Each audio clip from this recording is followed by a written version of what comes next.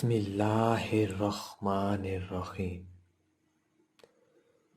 ماں کو کبھی پریشان مت کرنا، کیونکہ ماں کی پریشانی کو دیکھ کر ہی تو خدا نے صفا مروہ کا حج کا رکن بنایا۔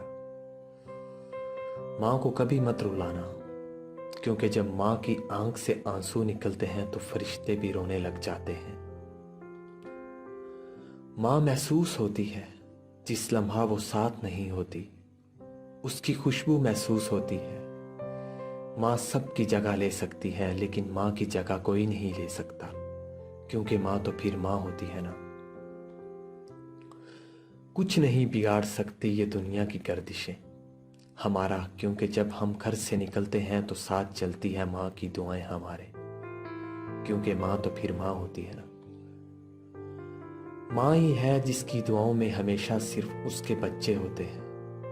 وہ جب بھی ہاتھ اٹھاتی ہے اللہ کے سامنے تو مانگتی ہے بس اپنے بچوں کی خوشی، کیونکہ ماں تو پھر ماں ہوتی ہے نا۔ ماں ہی ہے جس کو آپ آدھی رات کو بھی اٹھا کر اپنی پریشانی بتاؤ گے تو اس کی نیندیں اڑ جائیں گی تمہاری پریشانی دیکھ کر، کیونکہ ماں تو پھر ماں ہوتی ہے نا۔ ماں ہی ہے جو خود تو کچھ بھی کھا لیتی ہے، کچھ بھی پہن لیتی ہے، لیکن اپنے بچوں کو ہمیشہ اچھے سے اچھا کھلاتی ہے اور بہترین سے بہترین پہناتی ہے، کیونکہ ماں تو پھر ماں ہوتی ہے نا۔ ماں ہی ہے جس نے تمہیں ننھی سی جان سے آج مضبوط ترین بنایا۔ ماں ہی ہے جو اپنے بچوں کے لیے ساری دنیا سے بھی لڑ جاتی ہے، کیونکہ ماں تو پھر ماں ہوتی ہے نا۔